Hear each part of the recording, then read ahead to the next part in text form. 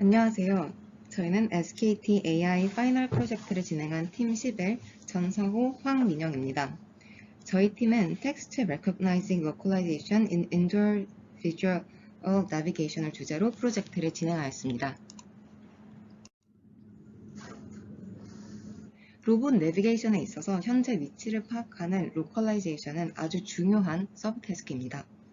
도로와 같은 실외 환경에서는 GPS를 이용한 로컬라이제이션이 대표적인 반면 공항과 백화점, 쇼핑몰 등 많은 대형 건물들은 실내에서 GPS 신호가 부정확하게 나타납니다. 이처럼 GPS 또는 신호를 이용한 로컬라이제이션은 실내 환경에서는 제한적이기 때문에 인도어 씬에서는 비주얼 내비게이션 연구가 진행되고 있습니다.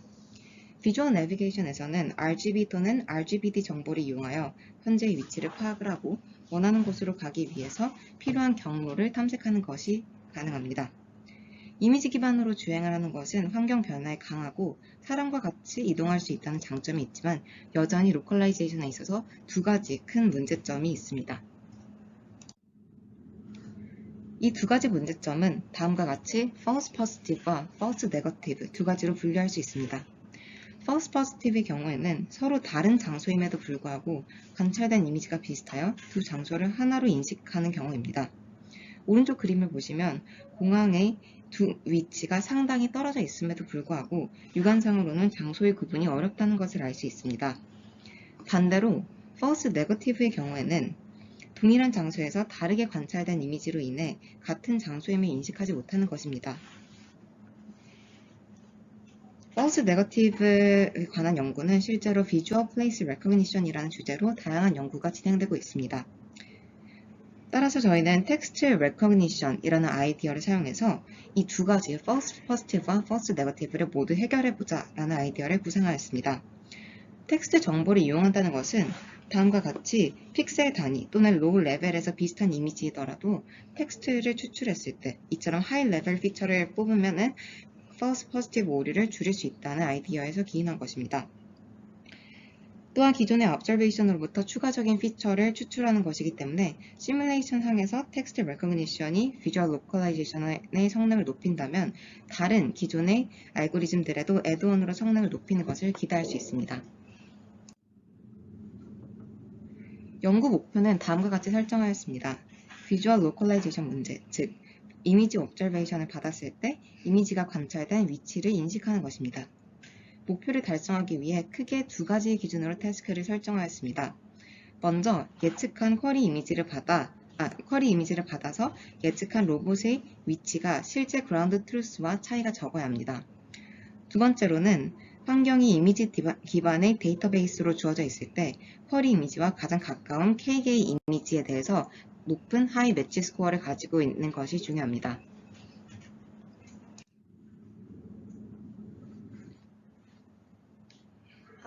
텍스트 베이스 로컬라이제이션은 크게 Visual Place Recognition, Syntax Detection, Syntax Recognition 세 가지 기술을 요구합니다. Visual Place Recognition은 현재 보이는 이미지가 환경 맵으로 저장된 이미지 중 어떤 이미지와 가장 가까운지 매칭을 하는 기술입니다.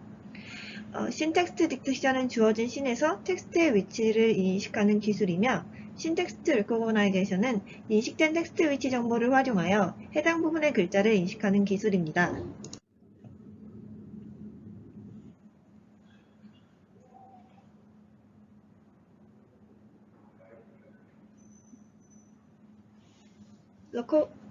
로컬라이제이션 연구 중 텍스트를 사용한 예로는 텍스트 슬램이 있습니다.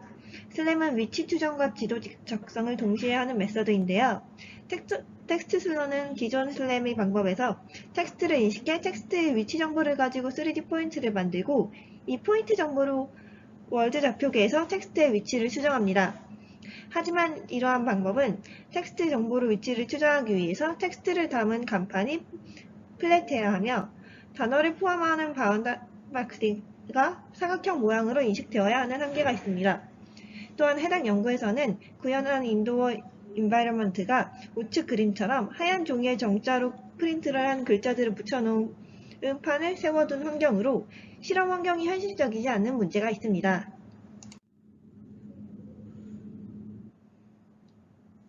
네, 다음으로 저희가 진행한 연구의 메서드에 대해서 발표하겠습니다. 저희가 사용한 방법론은 Visual Instant Recognition with Text Attention 이라는 방법입니다. 먼저 보시는 바와 같이 어떤 환경 맵이 구성되어 있을 때 각 맵의 특정 위치에서는 다음과 같이 이런 이미지 observation들을 구할 수 있습니다. 그럼 위에 4개의 그림과 같이 이미지 데이터베이스가 구성되어 있을 때 저희는 쿼리 이미지를 넣어주고 이 쿼리 이미지와 가장 비슷한 값을 리턴해주면 되는 것입니다.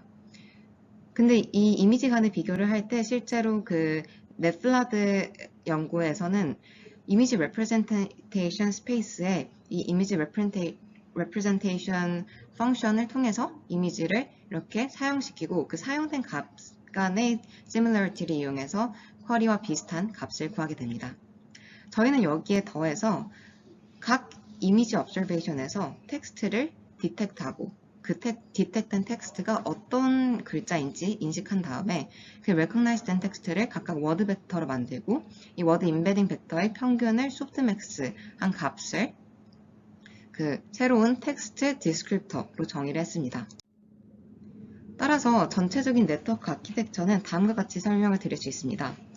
먼저 이미지 하나가 배치 사이즈 1로 들어간다고 가정을 했을 때 기본적인 넷플라드는 VGG16을 기반으로 한 컨볼루셔널 뉴럴 네트워크를 통과를 하고 여기서 나온 X, 즉 로컬 디스크립터가 넷플라드 레이어에 들어가게 됩니다.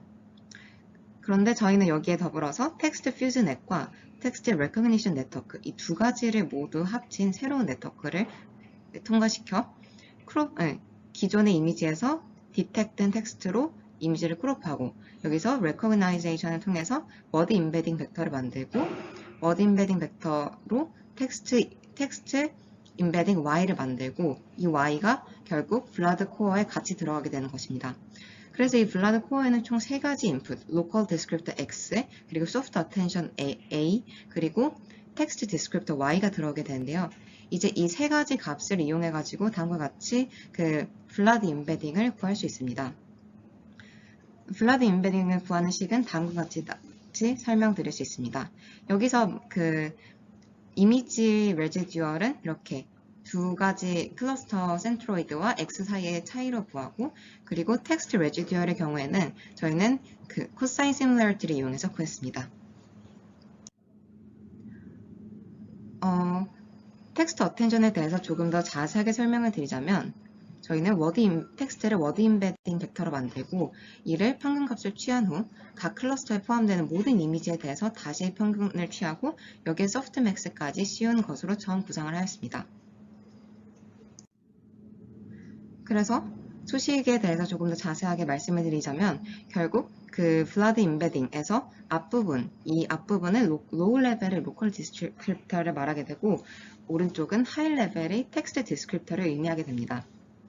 또한 기존의 넷블라드 연구와 마찬가지로 저희는 트리플릿 랭킹 러스를 이용해가지고 이렇게 쿼리 그리고 potential positive, potential negative를 모두 고려한 러스 펑션을 사용하였습니다.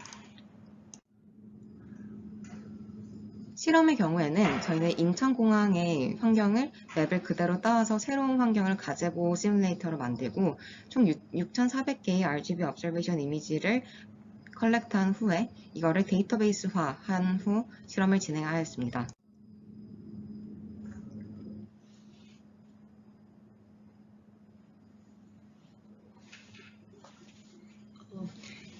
실험은 첫 번째로 텍스트 어텐션 메소드를 비교하는 것과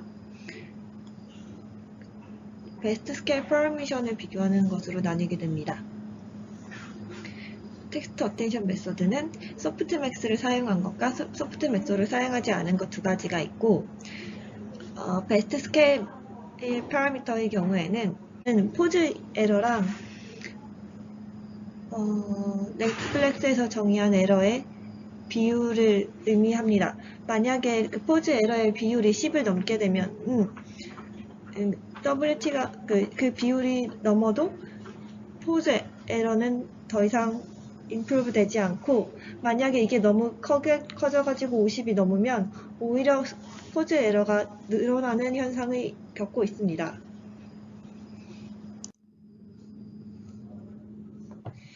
저희는 두 가지의 실험 지표를 사용하였습니다. 첫 번째로는 넷플라드에서 사용할 리콜 지표이고 두 번째는 포즈 에러입니다. 리콜 에러는 쿼리 이미지를 기준으로 특정 거리 안에 있는 이미지 세트를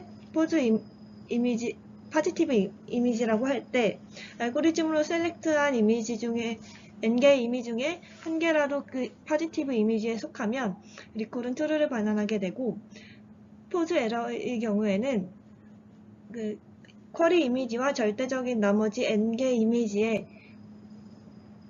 그라운드 트루스 거리의 평균값이 됩니다. 다음은 저희가 실험한 결과입니다.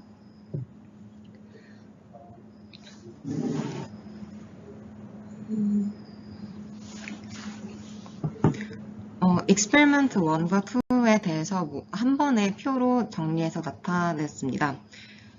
두 가지 기준, 즉 recall at n과 pause error at n이 있는데요. recall at n은 여기 오른쪽에 하단에 보이시는 축, 즉 5, 10, 20 일 기준으로 각 n에 대해서 저희가 나온 리콜 값을 그래프로 나타낸 것입니다.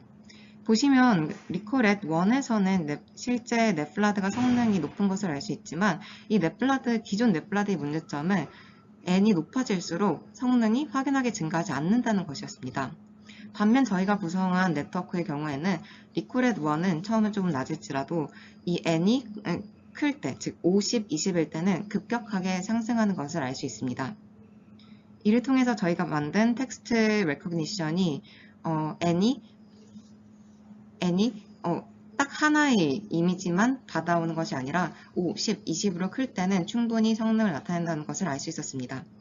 추가적으로 포지션 에러라는 이밸류에이션 매트릭을 저희가 도입을 했는데요. 여기에서도 보시면 hours 버전 1 그리고 버전 2 중 아래 세 가지의 경우에는 넷플라드보다 성능이 오히려 좋지 않은 것을 알 수 있습니다. 하지만 hours 버전 2, 즉 소프트맥스를 쓰지 않고 그리고 스케일링 팩터를 1로 설정한 경우에는 넷플라드와 성능이 비슷하게 나오는 것을 알 수 있습니다. 그리고 recall at 1을 실제 그 넷플라드 논문에서도 가장 중요한 매트릭으로 설정을 하는데 recall at 1 그리고 저희도 마찬가지로 n이 5인 경우를 가장 중요한 매트릭으로 설정을 했을 때 저희가 설정한 텍스트 레코그니션이 포지션 에러를 줄이는 데 영향이 있음을 알 수 있습니다. 네,